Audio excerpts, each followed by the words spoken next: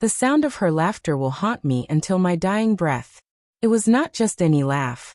It was the kind of sound that strips away your dignity, piece by piece, until you are standing naked in front of everyone you work with. It was sharp, cutting, designed to wound. And it came from Marla Jennings, the woman who would unknowingly become the architect of my greatest triumph. I was 36 years old, stuck in a dead-end marketing position at a forgettable company in Charlotte, North Carolina. My days blended together in a monotonous cycle of spreadsheets, meaningless meetings, and coffee that tasted like disappointment. I had dreams once. Big dreams. Dreams of standing behind a news desk, delivering stories that mattered, being the voice that people trusted to bring them the truth. But dreams have a way of getting buried under bills, responsibilities, and the crushing weight of other people's expectations. That particular Tuesday started like any other. I arrived at my desk at 8:30 sharp, wearing a blazer I had found at a thrift store the weekend before. It was navy blue with small gold buttons, and while it was not designer, it made me feel professional. It made me feel like maybe, just maybe, I could be more than what I was. During lunch break, I found myself scrolling through job listings on my phone. That was when I saw it. A local news station was looking for interns. The pay was practically nothing, and it would mean starting over completely, but something inside my chest fluttered with possibility. I could not help myself. The excitement bubbled up inside me like champagne, and I needed to tell someone. Anyone. Marla was sitting at her desk across from mine, picking at a salad while scrolling through social media. She was the assistant manager of our department, though what exactly she managed remained a mystery to everyone, including herself. She was 32, blonde, and had the kind of confidence that comes from never being told no by anyone who mattered. "Marla," I said, walking over to her desk with my phone in hand. "I just saw this incredible opportunity. There is a local news station looking for interns, and I am thinking about applying." She looked up from her phone, and I saw something flicker across her face. Amusement? Disbelief? Contempt? "You want to be on television?" she asked, her voice carrying just loud enough for nearby coworkers to hear. "Well, eventually, yes. I have always dreamed of being a news anchor. I know it is a long shot, but that was when it happened." The laughter. It started as a small chuckle, but it grew and grew until it filled the entire open concept office. It was theatrical, performed, designed for maximum humiliation. "Oh my God, Izzy," she said, using the nickname I hated. The one that made me sound like a child instead of a grown woman with ambitions. "You think you are going to be on TV? Honey, they do not cast anchors with a lisp and thrift store blazers." The words hit me like physical blows. My lisp. Something I had been self-conscious about my entire life, something I thought I had learned to hide. And my blazer. The one that had made me feel confident just moments before now felt like a costume. Like I was playing dress-up in someone else's life. The office had gone quiet. Everyone was listening now, watching this public execution of my dreams. "I mean seriously," Marla continued, clearly enjoying her audience. "Do you even know how competitive that industry is?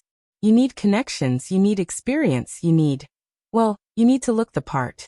And no offense, but..." She did not finish the sentence. She did not need to. Her laughter said everything. I stood there for what felt like an eternity, my face burning with shame. I wanted to disappear, to melt into the industrial carpeting and never resurface. But instead, I did something that surprised even me. I smiled. "You are probably right," I said quietly. It was just a silly dream. But inside, something fundamental had shifted. Her laughter had not crushed me. It had ignited something. A fire that would burn for years to come. I walked back to my desk and submitted my application anyway. 2 months later, the layoffs began. I should have seen it coming. Marla had been working against me systematically, professionally, brilliantly. She questioned my work in meetings, raised concerns about my performance during reviews, and somehow always managed to take credit for my ideas while making my mistakes seem larger than they were. When I was called into human resources on that gray October morning, I was not surprised to see my name on the list. 23 employees were being let go, and I was one of them. The economy, they said. Budget cuts. Nothing personal. But I knew better. I saw Marla watching from across the office, trying to hide her satisfied smile behind a coffee mug. As I packed my belongings into a cardboard box, I found myself thinking about her laughter again, about how she had tried to kill my dreams in front of everyone we worked with. What Marla did not understand was that she had just given me the greatest gift of my life. She had removed my safety net. I took my severance check and made a decision that terrified and exhilarated me in equal measure. I was going to chase my dream with everything I had. I was going to prove her wrong, not just to her, but to myself. The internship at Channel 7 News was everything I had hoped for and nothing like I had expected. I made no money. I worked weekends. I fetched coffee, organized files, and did whatever grunt work needed doing. But I was in the building where news happened. I was watching real journalists do real work, and slowly, carefully, I began to learn. I studied every anchor, every reporter, every person who stepped in front of a camera. I watched how they held their shoulders, how they moved their hands, how they made their voices carry authority and warmth at the same time. But studying was not enough. I needed to practice. I bought a cheap ring light and set up a makeshift studio in my tiny apartment. Using my phone propped on a stack of books, I began recording myself reading the news. I practiced pronunciation, worked on my posture, and slowly, painfully began addressing my lisp. I found a speech therapist who agreed to work with me at a reduced rate. 3 times a week, I would sit in her office and practice tongue twisters, breathing exercises, and articulation drills. It was humiliating and exhausting, but I could hear the difference. Slowly, my voice was becoming clearer, more confident. To pay for everything, I took a job bartending at a restaurant downtown. The hours were brutal. I would work at the news station from 8 in the morning until 6 at night, then rush to the restaurant to serve drinks until 2 in the morning. I lived on 4 hours of sleep and pure determination. My mock newscasts became a nightly ritual. I would choose stories from the day, write my own scripts, and practice delivering them with conviction. I created a YouTube channel called Isabel Reports and posted these videos, not because anyone was watching, but because I needed to see my progress. For months, the videos got maybe 5 or 6 views each. Probably my mother and a few bots. But I kept posting because each one was better than the last. My delivery was smoother, my presence more commanding, my lisp less noticeable. Then something unexpected happened. One of my mock broadcasts, a piece about local school funding, was picked up by the algorithms. It got shared on social media, then picked up by a local blogger, then somehow found its way to the news director at Channel 12, a smaller regional station looking to freshen up their weekend lineup. The call came on a Thursday evening while I was restocking glasses at the restaurant. "Is this Isabel Wren?" the voice asked. "Yes, this is she. This is Marcus Thompson from Channel 12 News. I saw your YouTube video about the school funding issue, and I was wondering if you would be interested in coming in for an audition." I nearly dropped the phone. The audition was unlike anything I had ever experienced. They put me behind a real news desk, with real lights and real cameras, and asked me to read a script I had never seen before. My heart was pounding so hard I was sure it would show on camera, but somehow miraculously, my voice was steady. I got the job. Weekend anchor for the 6 and 11 o'clock news. It was not prime time, it was not a major market, but it was real. I was going to be on television. The first time I saw myself on air, I cried. Not from sadness, but from the overwhelming realization that I had done it. I had taken Marla's cruelest laughter and turned it into my greatest triumph. I bought my first Real News blazer with my first paycheck. Navy blue, perfectly tailored, with buttons that caught the studio lights just right. I thought about Marla every time I put it on. For 2 years I worked weekends, building my reputation, building my reel, building my confidence. I covered local elections, high school football championships, county fair competitions, and everything in between. I was not just reading the news anymore. I was finding stories, developing sources, becoming a real journalist. When a position opened up for the weekday evening anchor at Channel 7, the same station where I had interned, I was ready. The audition process was intense. They brought in candidates from across the region, seasoned professionals with decades of experience. But I had something they did not have. I had the hunger that comes from being told you are not good enough, the determination that grows from being publicly humiliated, and the skill that develops from countless hours of practice in a tiny apartment with a phone camera. I got the job. At 38 years old, I was anchoring the 6 o'clock news for the station that had once let me organize their filing cabinets for free. My first night in the anchor chair was everything I had dreamed it would be. The lights were bright, the teleprompter was clear, and when I looked into that camera, I felt like I was exactly where I belonged. Good evening, I am Isabel Wren, and this is Channel 7 News. The words felt like victory. Months passed. I settled into my role, developed my own style, began building the kind of reputation that opens doors. I was professional, authoritative but warm. Viewers trusted me. Ratings improved. And then on a particularly ordinary Thursday evening in March, the universe delivered the most exquisite gift. I was in the makeup chair, getting ready for the evening broadcast, when my producer Jennifer approached with the rundown for the night. "We have got some local business news," she said, flipping through her notes. "That design agency downtown Market North is laying off employees. Something about a workplace dispute." My blood went cold. Market North. Marla's new company. She had moved there about 6 months after I was laid off, apparently taking her special brand of workplace toxicity with her. "Do we have details?" I asked, trying to keep my voice casual. "We have got a statement from one of the employees who was terminated. Want me to add it to the teleprompter?" I nodded, my heart beginning to race. As I walked to the anchor desk that evening, I felt like I was walking toward destiny. The studio lights seemed brighter, the camera more focused, the moment more significant than any I had experienced before. We opened with the usual headlines. A city council meeting, a traffic update, weather forecast. Normal news for a normal evening. But I knew what was coming. In local business news, I began reading from the teleprompter with perfect diction, my lisp completely gone. Charlotte's design agency Market North has confirmed significant layoffs following what sources describe as a controversial employee dispute. I paused, letting the words sink in for viewers who might know the company. Jennifer's voice came through my earpiece. "We have got the employee statement if you want to read it." "Yes," I said, looking directly into the camera. "Let us share that." The statement appeared on the teleprompter, and I began to read. Marla Jennings, a former mid-level manager at Market North, claims she was unfairly terminated and is considering legal action against her former employer. There it was. Her name. On television. In the context of being fired. But I was not finished. I looked up from my notes directly into the camera and did something that was completely off-script, completely unprofessional, and completely satisfying.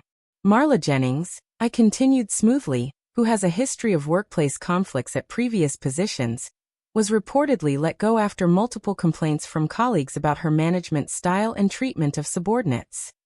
My co-anchor David shot me a look. This was not on the teleprompter. This was not in our notes. This was pure, unfiltered payback. Sources close to the situation suggest that Jennings had created a hostile work environment for several employees, leading to the company's decision to terminate her employment. I could see Jennifer in the control room frantically gesturing, but I did not stop. The dispute highlights ongoing concerns about workplace bullying and professional conduct in Charlotte's competitive business environment. I smiled that anchor smile, the one I had practiced thousands of times in my tiny apartment. We will continue to follow this story as it develops. The camera switched to David for the next story, something about road construction, but I was barely listening. My heart was pounding with the intensity of what I had just done. After the broadcast, Jennifer cornered me immediately. "Isabel, what the hell was that? None of that was in the script. We could get sued." But before I could answer, Marcus, our news director, appeared beside us. "Our phones are ringing off the hook," he said. "Social media is going crazy. Everyone is talking about that business story." "In a good way or a bad way?" I asked. "Ratings way. Our website traffic just spiked 300%. Whatever you just did, it worked." That night, I went home to my apartment, which was no longer tiny, and poured myself a glass of wine. I sat on my couch and thought about the journey that had brought me to this moment. I thought about Marla's laughter echoing across that office floor 3 years ago. I thought about the shame I had felt, the way her words had made me question everything about myself. I thought about all the nights I had practiced in front of my phone camera, all the speech therapy sessions, all the double shifts at the restaurant. I thought about every small victory and every crushing setback that had led me here. Most of all, I thought about the look on Marla's face when she realized that the woman she had publicly humiliated was now telling her story to thousands of people across the city. The story gained momentum over the following days. Other news outlets picked it up. Social media users began sharing their own stories about workplace bullying. Market North became the center of a larger conversation about toxic management practices. Marla tried to fight back. She posted on social media about biased reporting and personal vendettas. She threatened legal action. She demanded retractions. But the damage was done. Not just to her reputation, but to the narrative she had constructed about herself. She was no longer the queen of her domain. She was just another person who had been fired for treating people badly. Within a month, she had moved away from Charlotte entirely. I heard through mutual acquaintances that she had taken a job in a much smaller market, at a much smaller company, for much less money. Meanwhile, my career continued to soar. The Market North story had demonstrated something important to my bosses and to viewers. I was not just someone who could read the news. I was someone who could find the story within the story, who could deliver information with both authority and insight. I began doing investigative pieces. I covered city council corruption, environmental issues, social justice stories that mattered to our community. My YouTube channel, which had started as practice, became a platform for longer-form journalism that complemented my television work. 2 years later, I received an offer from a national cable news network. They wanted me to host a weekly program about workplace issues and corporate accountability. The irony was not lost on me. On my last night anchoring the local news, I wore something special under my professional blazer. The old navy blue thrift store jacket that Marla had mocked 3 years earlier. It did not fit quite right anymore. I had grown both literally and figuratively. But I wore it anyway, as a reminder of where I had started and how far I had come. "This is Isabel Wren," I said, looking into the camera for the final time from that desk, reminding you that sometimes the people who try to dim your light are actually showing you exactly how bright you can shine. After the cameras stopped rolling, I sat alone in the studio for a few minutes. I thought about Marla and wondered if she ever watched my broadcasts, if she ever connected the woman on television to the person she had laughed at in that office. I hoped she did. Not because I wanted her to suffer, but because I wanted her to understand something important. When you try to destroy someone's dreams, you better make sure you succeed completely. Because if you leave even a tiny spark alive, it might just grow into a fire that burns brighter than anything you ever imagined. I never heard Marla laugh again. But I heard something better. I heard the sound of my own voice, confident and clear, telling stories that mattered to people who trusted me to bring them the truth. I heard the sound of success built on the foundation of someone else's cruelty. I heard the sound of dreams that refused to die, no matter how loudly anyone laughed at them. And late at night, when I was alone in my apartment, I sometimes heard the echo of that original laughter. But it did not hurt anymore. It reminded me of something important. Sometimes the worst thing that happens to you becomes the best thing that ever happened to you. Sometimes the people who try to break you end up making you stronger than you ever thought possible. And sometimes, if you are very lucky and very determined, you get to tell their story on television while they watch from whatever small town they had to move to after their own workplace behavior caught up with them. The sound of her laughter changed my life. But the sound of my voice telling her story? That changed everything. Subscribe to our channel for more incredible true stories of triumph, revenge, and transformation. Hit that notification bell, so you never miss an update when we share real people's journeys from rock bottom to remarkable success.